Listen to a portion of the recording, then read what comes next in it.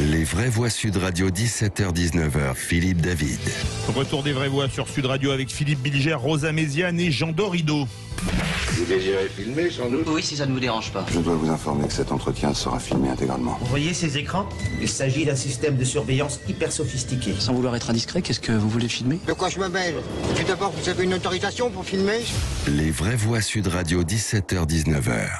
Dans un entretien avec les lecteurs du Parisien publié lundi, le ministre de la Justice, Éric Dupond-Moretti, a déclaré, je cite, « Je suis pour que la justice soit désormais totalement filmée et diffusée.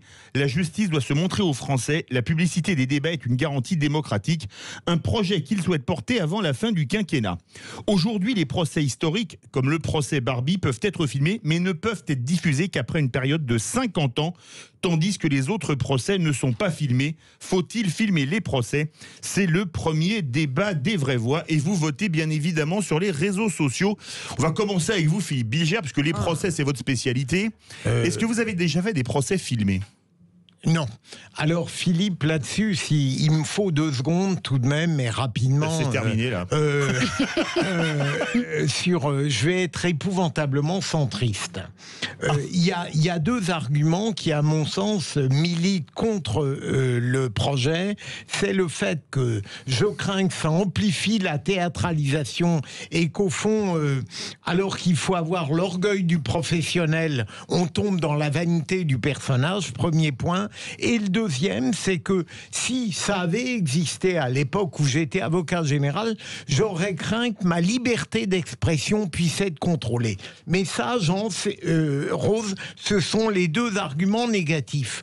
Au regard de ces arguments, je crois qu'il y a 2-3 choses positives, Jean. Il y a d'une part le fait que la théâtralisation puisse être évitée dans la mesure où la diffusion peut représenter un utile contrôle professionnel sur les gens qui seront choisis dans ces procès-là. On ne prendra pas, évidemment, forcément des médiocres, parce qu'on considérera que l'image qui doit être donnée doit être bonne. Ensuite, les gens, les professionnels, exerceront un pouvoir sur eux-mêmes. Il faut l'espérer. Et troisième élément, vite, il y aura beaucoup moins de mythologie sur les erreurs judiciaires. Je prends l'affaire Omar Haddad. On aurait eu le procès filmé, on aurait su si le président était raciste ou pas. Et dernier élément, pardon, c'est terminé, c'est une pédagogie pour le citoyen. Jean Dorido. Bien alors, moi je m'inquiète. Vous êtes pour le film qu'on filme les procès? Ben alors, je m'inquiète de l'enthousiasme de Philippe Bilger parce que j'aime croire que la justice aujourd'hui non filmée, eh bien, est la plus juste possible. Moi, je reprends effectivement ces arguments plutôt contre cette idée de filmer les procès. C'est un risque aujourd'hui avec les réseaux sociaux, avec la circulation des informations, des vidéos et les déferlements émotionnels que ça représente. Je crains vraiment qu'on bascule dans une justice à l'émotion, avec en plus une théâtralisation excessive, effectivement, une espèce de justice spectacle. On a vu à quel point, avec le hashtag Balance ton porc, on a vu à quel point les réseaux sociaux pouvaient et en même finalement, temps, ça a libéré la parole de la femme. Alors, ça a peut-être libéré la parole de la femme, ça reste à prouver, parce que là, c'est encore tellement de viols qui ne font pas l'objet de plaintes. C'est un vrai mais tous les vrai policiers vous diront qu'il y a eu une augmentation aussi des dépôts de plaintes. Tout reste à prouver. Est-ce que le hashtag Balance ton porc a libéré la parole des femmes? Ce qui est sûr, c'est que ça un phénomène mondial. Ça a déglingué la vie d'un monsieur qui finalement a été absous par la justice après coup. Et donc, c'est vrai que l'idée de filmer des procès et de les diffuser avec les réseaux sociaux aujourd'hui qui sont des amplificateurs émotionnels, on vient de le voir avec l'affaire Jean-Marie Bigard, pour moi, je crains le pire. Rosa Méziane, vous êtes pour qu'on filme les procès?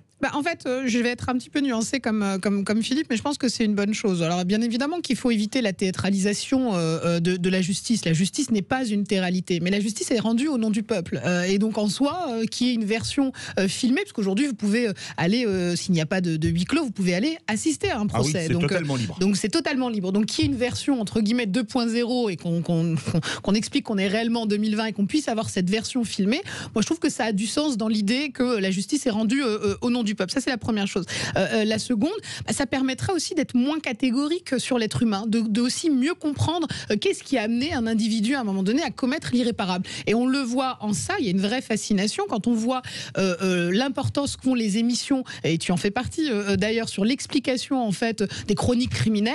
Je pense que ça participerait aussi à mieux comprendre tout un environnement. Et la troisième chose, pour terminer, c'est que ça nous permettrait aussi d'éviter les caricatures sur la justice et d'expliquer à quel point lors d'un procès c'est compliqué aussi le droit, et ça aurait effectivement un travail pédagogique. On a un commentaire très amusant avant de donner la parole à Philippe Bilger. C'est Villeneuve qui nous dit retransmission en direct avec des pubs pour financer la justice. Jean, vous avez un argument, me semble très, très intéressant, mais auquel il me semble que je peux répondre. Vous évoquez déjà l'émotion qui est sur les réseaux sociaux. Je dirais que la retransmission des procès, c'est justement la manière la plus efficace de les battre en brèche.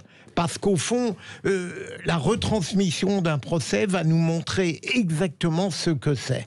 Et donc, ça n'est plus l'émotion diffuse, partiale, fragmentaire des réseaux sociaux, c'est une connaissance qui va éclairer. Alors, pardon, Philippe et Rose, je ne changeais rien. Cela dit, je vous vois avec un a priori très très positif sur le public des réseaux sociaux.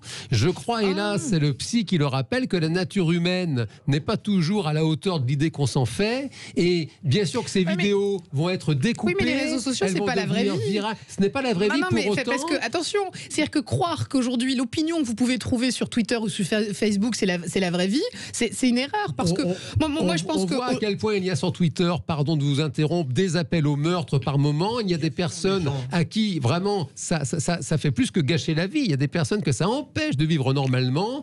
Et je crois que, bien sûr, il faut emmener des enfants voir des procès. Il faut que les enseignants emmènent des enfants voir des procès. Je pense que ça peut même susciter des vocations. Mais je vois pas le rapport avec dans le micro. Twitter, par exemple. Je vois pas le rapport. On a une chaîne qui sera peut-être dédiée à la retransmission des procès. On peut voir des procès en direct. On verra comment ça se passe. Pourquoi comparer, Jean, cela aux ignominies qui parfois sont sur Twitter? Il y aura des petits bouts de procès qui seront découpés, qui vont devenir des vidéos virales. Je sors d'un cours avec des étudiants ce matin qui ont une vingtaine d'années, et je vois à quel point il est difficile. Moi, je pense qu'au contraire, on ne va pas tomber dans le fantasme. On va pas tomber dans le fantasme de l'horreur ou dans le fantasme de vouloir punir quelqu'un qui aurait commis un crime ou un délit. Je pense qu'au contraire, on est beaucoup plus dans la nuance, dans la compréhension et surtout comment la justice s'articule. Et je crois qu'on ne va pas tomber dans le raccourci, mais plutôt d'être dans le fond, au contraire d'une affaire judiciaire. Est-ce que vous ne croyez pas que ça risque de tomber un peu dans le voyeurisme? Parce que dans ces cas-là, les gens ne vont pas aller voir les procès au prud'homme parce que le patron a licencié un type sans respecter les règles légales. Non mais par exemple, j'ai reçu une auteure de livre qui a été présidente de cour d'assises, c'est Isabelle Rome, qui a écrit un livre, notamment un très bon livre sur ce qu'elle avait vu, notamment dans les féminicides. Elle racontait l'histoire d'une femme qui était enceinte, qui avait été achevée à coups de pied par son compagnon, etc. Je dis, mais si on passe ça à la télé, est-ce que vous n'avez pas peur que ça devienne le voyeurisme le pire? Je crois qu'effectivement, faites entrer l'accusé, c'est des émissions enregistrées et on coupe ce qu'on veut. Là, si on fait du procès, c'est du direct. C'est une narration. On a des émissions qui fait une narration, alors que là, on est dans le direct. Je ne crois pas, Philippe, mais je comprends la position de Jean aussi. Je crois que tout ce qui relève de la vérité chasse des fantasmes odieux. Et donc, c'est peut-être un risque. Hein. Alors, on n'est pas forcément dans un cours de sciences des médias. Toutefois, un procès filmé avec une caméra fixe, ça n'est pas forcément la vérité. On est toujours dans une image, il y a forcément des filtres, il y a forcément des angles, et je crois que c'est un piège que de se dire on aura la vérité comme ça. Oui, mais c'est pas dans l'image. C'est dans ce qui dans ce qui est dit.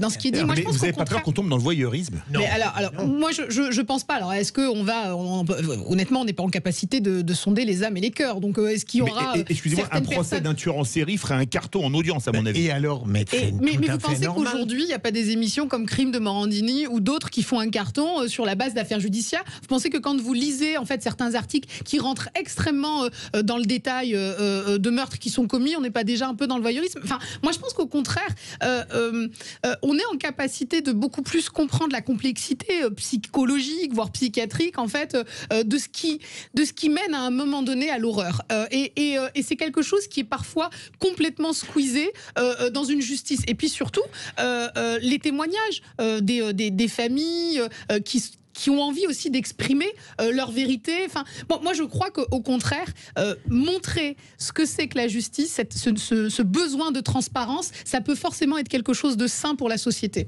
Le premier débat des vraies voix. Faut-il filmer les procès? C'est la proposition du jour d'Éric Dupond-Moretti, répondant au lecteur du Parisien. Eh bien, vous êtes 76%, la majorité des 3/4 à dire oui. Le second débat, dans quelques instants. On est au lendemain des sénatoriales. D'ailleurs, je verrais bien Philippe Bilger sénateur. Ah, j'aurais adoré. Ah bah, Ça vous irait bien. Il n'est pas trop tard pour bien faire. Dans 3 ans, vous pouvez tenter que le coup. je suis trop passionné pour être vous êtes surtout un peu jeune, Philippe Bilger. Attendez encore quelques années. Non, mais Jean, il y en a des Ça jeunes. commence. Ah ben, il y en a. Il y en a des jeunes. Il y en a. Oui, oui. Mais Bien le sûr. Sénat est Le a second toujours. débat, le Sénat sert-il à quelque chose? Eh bien, c'est très serré. Vous dites non à 52%. On se retrouve dans quelques instants.